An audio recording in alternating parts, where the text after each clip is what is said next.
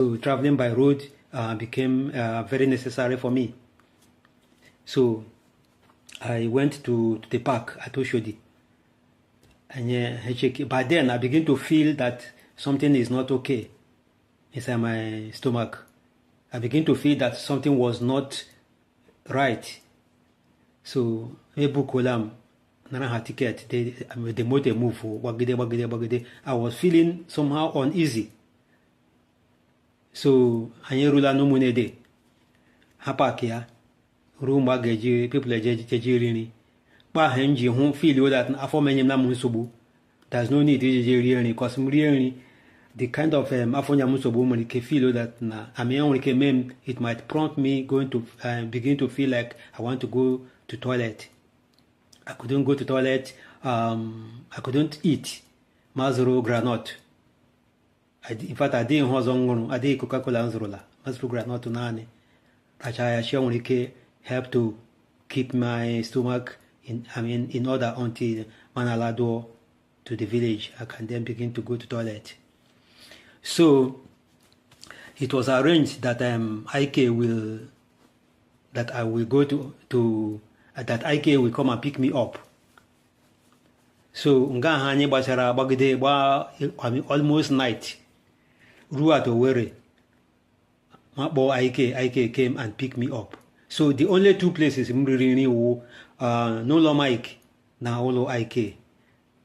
By the grace of God, Munye IK is sharing with all you charm, with my open heart. I didn't have any malice at all. I don't have dotrala malice ni mobi. Onwe hojon panobi, chineke biko wala makibe. Onwe hojon panobi against any of my brothers. I lose your belt. Munye IK sharing ofo worry. Makwasa rieni rijucha form. I didn't hem zoga. I don't have a good job. Or that the poison like I said in the previous video, if not because I was feeling uneasy along the road before I arrived at IK's house.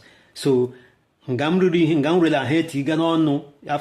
Finland, but all two places, no law Mike na law IK.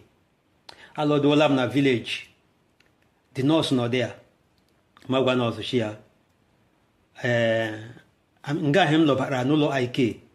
Oh, because I were a night. So chia bola major ni move kwano para him la mazia to the village. Allo do na village meet us. Magwa chia on ba foje megam. So anya yes she's tried to suggest that the change of environment onye shela beke but yes it might be true. But to the extent of me having diarrhea, it might also be part of it. But the way I was feeling was very, very different. Because here I was at that time, I returned home every time. Twice a year. Due to the kind of business I was trying to establish at that time. So I was returning to Nigeria constantly. So the change of environment and everything associated with it, I am very, very familiar with it. But at this particular time, I was feeling very uneasy. So, yeah, the nurse I tried to suggest one thing or the other. I tried to ignore any suggestion for medication.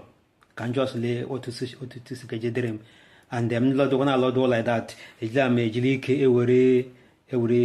medicine from Nigerian from pharmacies because I know I always have the best whenever I return to Finland. So mama Nigeria and Yukudi anaho or not here to papa nishi na village but I mean from Lagos. Papa na from Lagos. Muna papa gano.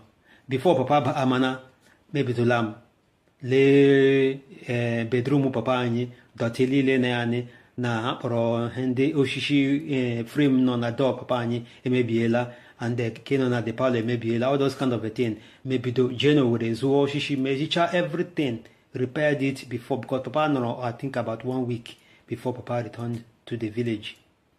Before papa na ala mejicha lamp the doors and windows cleaning up papa's bedroom before my dad returned.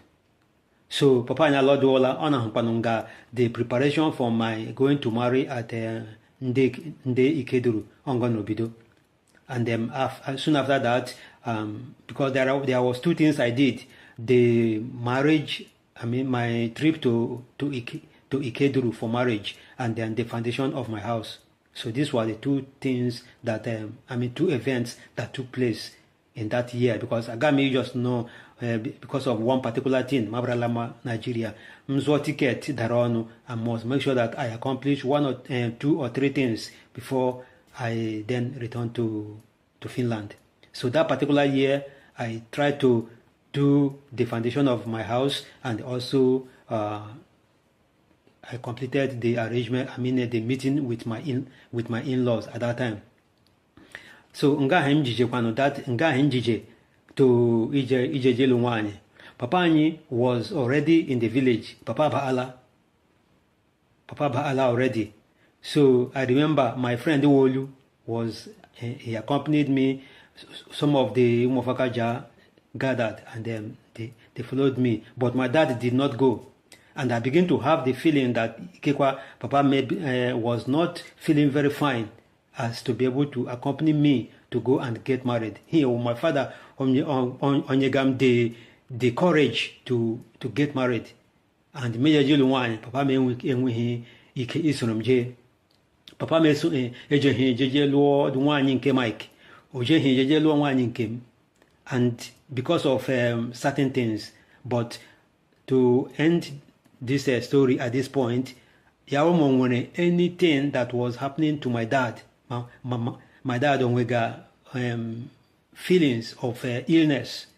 It was not only because of the eye problem. The eye problem might not prevent him from going to accompany me to where I want to get married. But I didn't, and nga hemba akwana na anyejala Ikeduru. Maybe those here arrangement with the running around the Azu Aleu Ejajeme Foundation, all those kinds of things. I was very much focused on the foundation of the house. I didn't come too close. Emeshalamia foundation olo I'll go raise the foundation. More passion him labo. On the last time on my dad. My dad and Warner. So, like as I said, the information was the symptoms, and then what the tests and the examinations that was carried out on my dad, are they different from the ones that I am experiencing right now? I'll get it possible for me. You will camera the point here inside the toilet, and then you daga. No, I can't do that. And I cannot publish the sound and the different kind of sound that is emanating from my stomach. More for that, ewu non a form, a bigger, more for the other anama, more for the other hour, more for the other the bascular zoga, more different kind of sounds. More for the a form as a nga half zera like that hoson na game me feel that natural media toilet.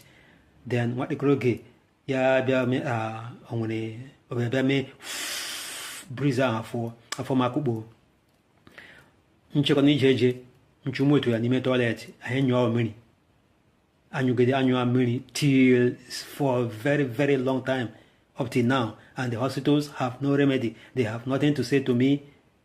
And ejilamia adekwana dibia njeje ahwamu chukwude ejilamia na-eje to different churches, nakwana eme different thanksgivings, nakwana another different prayer assistance from different churches iji hu whether ma Chineke gonyere maka. But ya Roma, if I am going to continue to inyo diarrhea, which was the same thing that killed my father, it is okay. Obioma obioma baralam agamawu, because that is the price of my kindness. So in my next comment, and I'll repeat how after ihe basara amote mehe otu boss msendere sumaike isizie di moto muna ya adragi chaya manana ya di moto Bakwani atam elito. Lilea completely. It was in the year 2004. Mlodro. Nga Mike jeje Mike na Chinedu na Franca. He konaivo jeje report to my dad. Or wom jeje gba my dad. That na muna Mike when a problem was Ramoto. I didn't repeat anything about because I didn't to bother the old man. It was not his problem. Na village. Ananamia the motor ga no touch riga me machine ya bakwani atam gaja no another place. Mlodo man run a face stack between face stack and the tere. Even people when they in maka and reach higher. And when manji lo who back report to my dad. Oh Mike a report to papa nijiri bomb more na Mike. Share authority ime peace.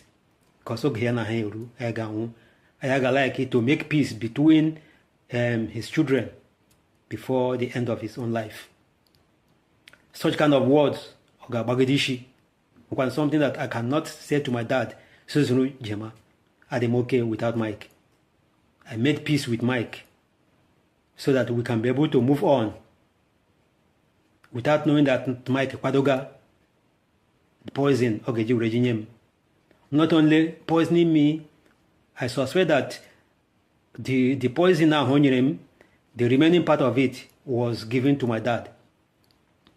Papa Mary Shakanunkeya. Being that now an old man, he was already feeble.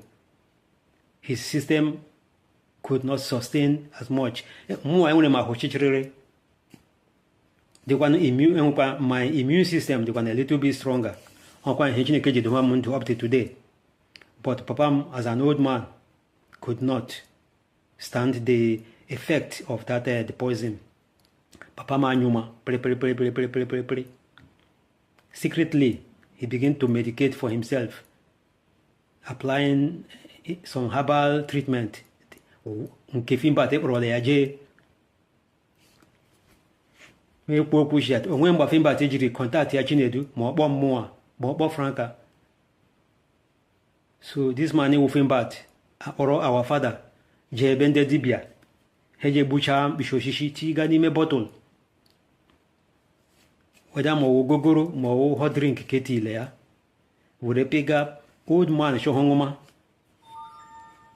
Papa nyanango the teenage day his liver destroyed here. As a result of which my father died. So to my kejiribu papaya. Them not gonna pado to be able to kill me. Not gonna wonder why I'm still alive. Why, Maumubela? So Chinedu na kana mema accuse that na amjeje were go jene nyende in the churches. She won't be married very home head of Ramondo. That I'm supposed to die. So Hebasara the medication ke fimbate ojeje were jeje an old man. Okay, bring work on notion of bere wolfing bat. Supposedly madane that na when any worker with the age or no, or then he supposing all this kind of a thing. Come on umuya can have a labor regime. Already na appoint our father, Yano Noria. Ogala they were a little bit better that na honor Ogaga through English medication.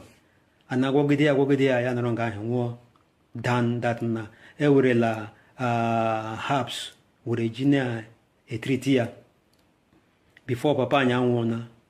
Papa have information, see Umuyangoba Lola Fimbat. About Lola the Fimbat, Konyem and Ayaderia. But that is it. I will continue reading excerpts from the content of my diaries for better understanding and for clarity of whatever the situations are.